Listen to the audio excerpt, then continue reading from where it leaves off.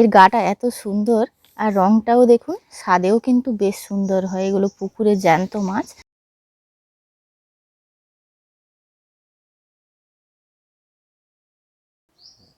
নমস্কার বন্ধুরা, আমার চ্যানেলে আপনাদের সবাইকে স্বাগত। আবারও চলে এসেছি একটা নতুন রেসিপি নিয়ে। তবে অনেক দিন পরে মাছ এলো, ভাবলাম এই সুন্দরী মাছের একটা দুর্দান্ত রেসিপি শেয়ার করব। তো এটা হলো সোনালি কালারের মাছ, গোল্ডেন কাপ বলা হয়, এটা গোল্ডেন মাছ বলা হয়। তার গায়ের রংটা গোল্ডেন কালার হওয়ার জন্য কিন্তু মাছটা গোল্ডেন কাপ আমরা বলে থাকি। এর গাটা এত সুন্দর আর রংটাও দেখুন, স্বাদেও কিন্তু বেশ সুন্দর হয়। এগুলো পুকুরের জ্যান্ত মাছ, তবে নিয়ে আসার পরেই মারা গেছে।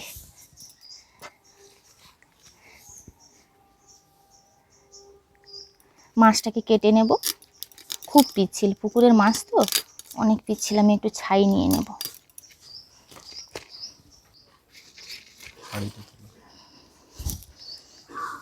এর গায়ের রংটা এত সুন্দর,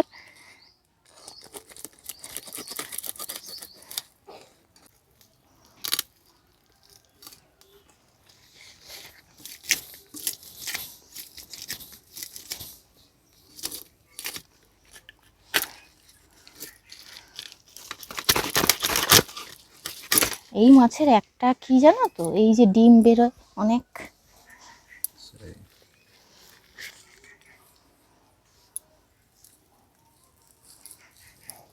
কিন্তু পুকুরের মাছ তো স্বাদ ভালো, টাটকা মাছ দেখলেই বোঝা যাবে। মা জ্যান্ত মাছটা নিয়ে এসেছিল।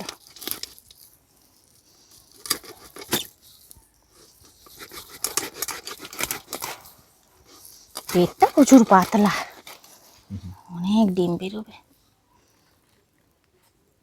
মাছগুলো সব কাটা হয়ে গেছে, ধুয়ে রান্নার কাছে ফিরছি। রান্নার কাছে চলে এসেছি আর মাছগুলো লবণ হলুদ মাখিয়ে রেখেছি। তবে আজকে যে রান্নাটি শেয়ার করব, কোনো রকম আধুনিক মশলাপাতি না ব্যবহার করে সামান্য কিছু মশলা দিয়ে এত সুন্দর স্বাদে মাছের ঝোল। আমাদের জীবন থেকে এগুলো কিন্তু হারিয়ে যাচ্ছে। যতই আমরা আধুনিক হই না কেন, আধুনিক মশলাপাতি ব্যবহার করি না কেন, সেই স্বাদ কিন্তু আমাদের ফিরে আসে না। তো আজকে আমি যে রান্নাটি শেয়ার করব, খুবই সামান্য কিছু মশলা দিয়ে। চলুন দেখে নেওয়া যাক কীভাবে কী রান্নাটি করছি। মাছটা লবণ হলুদ মাখিয়ে রেখেছি। অল্প একটু আলু নিয়েছি, গোটা কাঁচা লঙ্কা লাগবে, একটা বড় সাইজের টমেটো নিয়েছি, অল্প একটু আদা নিয়েছি। আর প্রধান যে উপকরণ, এটা হলো রাঁধুনি। রাঁধুনি বাটা দিয়ে আজকে মাছের ঝোল হবে। কিন্তু এক নম্বর রাঁধুনি নিতে হবে। একদম একদম, এটা একদম মানে অ্যাকচুয়ালি রাঁধুনি কিন্তু মানে দু রকমের হয়। একটা ঘাসের ফুল, যেটা ডুপ্লিকেট রাঁধুনি বিক্রি হয়, আর এটা হলো অরিজিনাল রাঁধুনি। সেই স্বাদ পাবেন কিন্তু এই অরিজিনাল রাঁধুনিতে।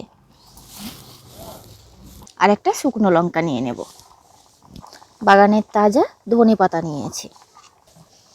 আদা রাঁধুনি আর একটি শুকনো লঙ্কা একসঙ্গে বেটে নেব।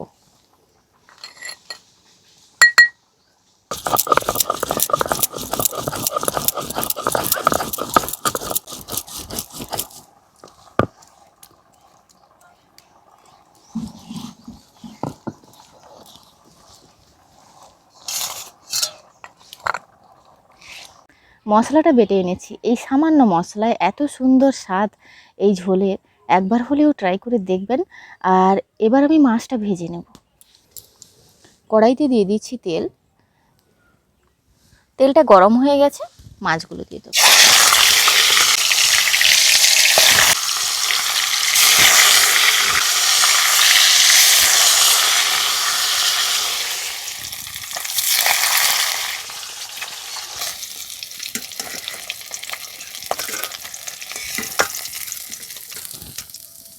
সব মাছ ভেজে নিয়েছি, তবে সব মাছ রান্না করব না, যতটুকুনি প্রয়োজন রান্না করব। প্রথমে কড়াইতে সর্ষে তেল দিয়ে দেব, আলুগুলো দিয়ে দেব। যেহেতু অল্প আলু আছে, তার জন্য আর আমি ভেজে তুলব না।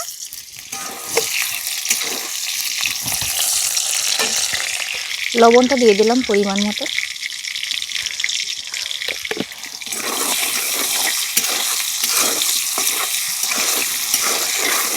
আলুগুলো ভাজা হয়ে গেছে।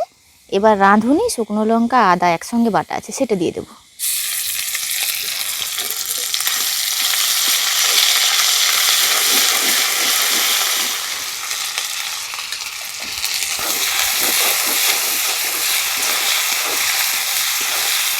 কুচনো টমেটো দিয়ে দেবো।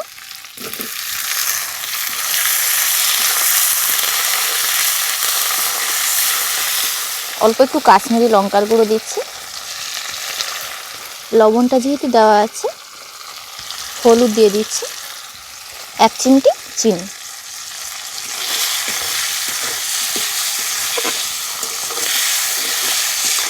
সামান্য একটু জল দিয়ে মশলাটা কষিয়ে নেব।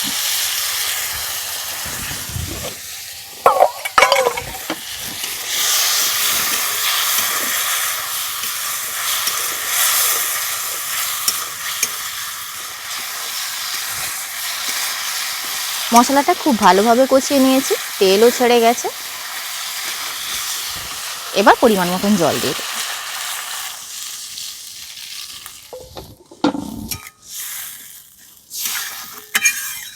ঝোলটা ফুটলে মাছগুলো দেব। সারা রান্নাঘর কিন্তু পুরো একদম দারুণ একটা স্মেলে মম করছে, পাচ্ছ? এবার মাছগুলো দিয়ে দেব।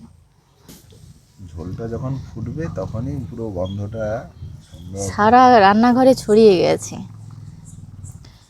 আর পেঁয়াজ রসুন ছাড়া মাছের ঝোল সব থেকে স্বাদের বেশি হয়। 5 ফোড়ন দিয়ে, যে 5 ফোড়ন রুই বলুন বা যে কোনো মাছের পাতলা ঝোল, কিন্তু জ্যান্ত মাছের বিশেষ করে পেঁয়াজ রসুন বাদ দিয়ে রান্না করলে অনেক বেশি স্বাদ হয়।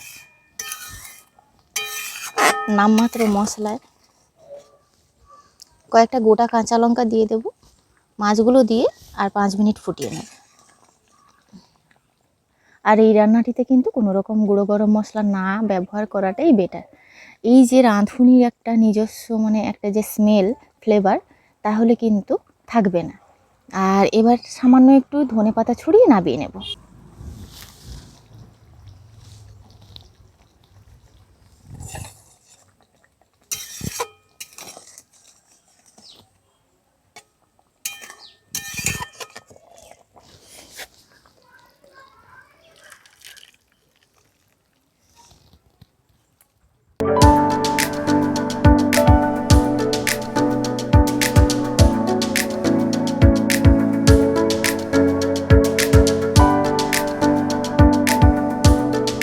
এরকম একটা মাছের ঝোল যদি থাকে, তাহলে কিন্তু আর কোনো কিছুর প্রয়োজন হবে না।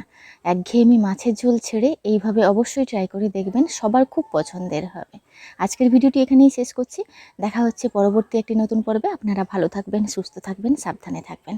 আর ভিডিওটি ভালো লাগলে অবশ্যই লাইক, শেয়ার, কমেন্ট করবেন।